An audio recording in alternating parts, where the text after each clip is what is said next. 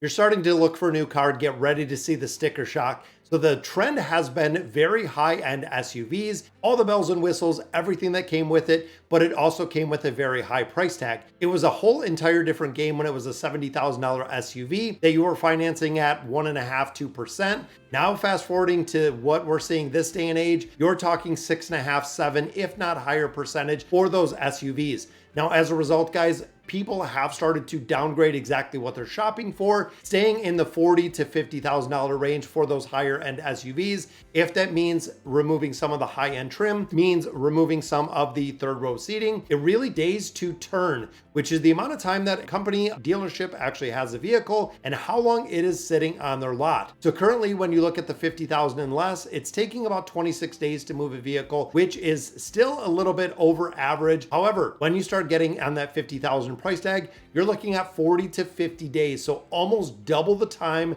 that these high-end vehicles are sitting on the lot. Now we are seeing the overall effect of a heavy economic downturn that is going on right now, guys. That is one of the very big reasons. People have stopped shopping for those high-end cars, going for the mid-car trims, or going for what they really need. Now, average transaction price for a new car is $48,000. That is right, guys. It is 48K is the average price of a vehicle. Now, interesting rate on the new vehicles is 7.4% is the average, the highest that we have seen for auto loans since 2008. As a result, the average monthly payment is, you guessed it, $740 monthly, not including insurance, guys. So you're probably talking out the door pricing of probably $850, $900 per month for one of the biggest items you will ever purchase with the fastest depreciation that you will ever have in an asset that you're buying. If you buy a $50,000 car now, 5 years, it's going to be worth about 15 to 18K, which means depreciation is huge, even based the mileage that you put on there. Models averaging under $20,000 are super rare. So what are people doing when finances are tight, when it's a little bit more difficult? You still need a car. You still need something to take you from point A to point B. You need something that is reliable. People are looking at models that are $20,000 and under, which are super rare to find a cheap new vehicle this day and age, guys. There's not really many.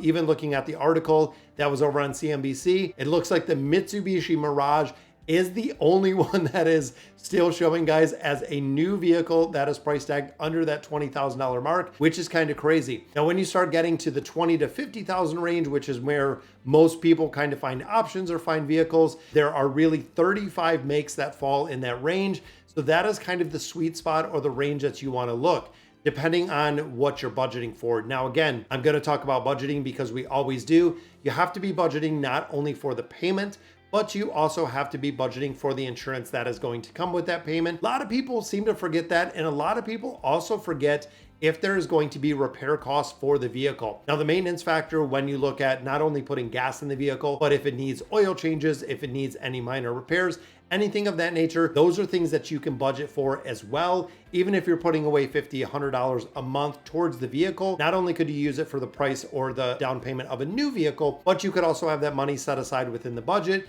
That way you can cover if you do have those unexpected costs to associate with the car. Do not like not having the features. That is really one that it really stresses in here. We have gotten kind of accustomed as Americans, as we've seen the cheaper options most people don't want to go with.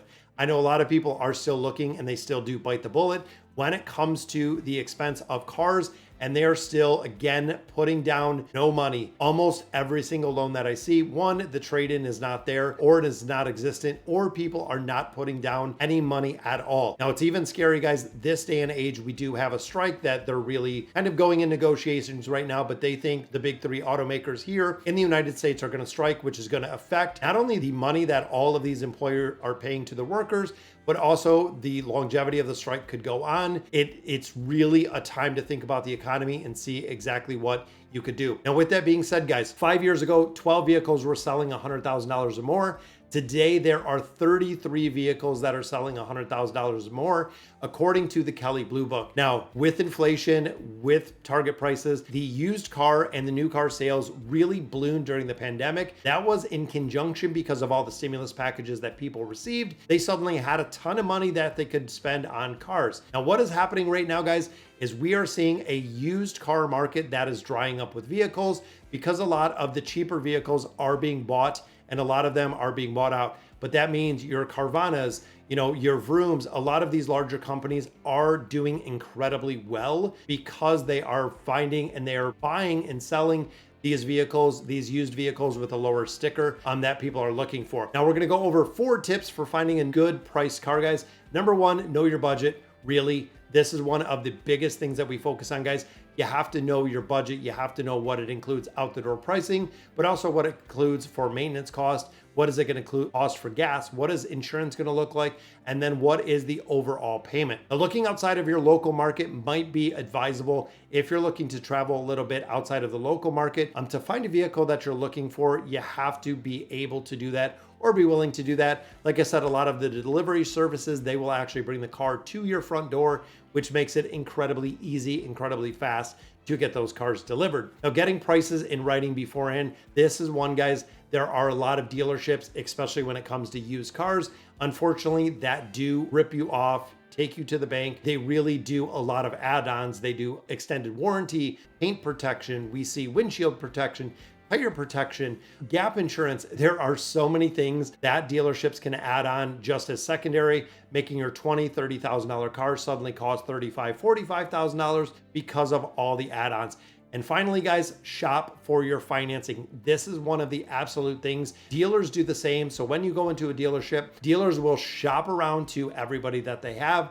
Let's say they have 12 different companies that will actually buy that auto loan. Most of the time, dealerships will go with the finance or the offer that is going to pay that dealership the most money. That is right, guys. It might not be in your best interest with some dealerships because they will actually put it out to whoever is going to pay the dealership the highest, regardless of the lowest rate or the lowest incentive that you might actually qualify. This is where local banks or credit unions, online lenders, you want to get a pre-approval before you go in and see exactly what they're offering. When you know in there, you know your credit score, you know your rate, you already kind of have everything set and everything kind of honed into exactly what you're going to be paying for this new vehicle. Really preemptively, guys, make sure that you know exactly what you're getting and what you're looking for when you go in there, because if you don't, you're going to find, again, a lot of dealerships might not have the best ethics or the best morals, which can be super, super really sad to see that people have gotten to the point where they're almost stealing money for you, not knowing the value or not knowing exactly what you're going to be buying.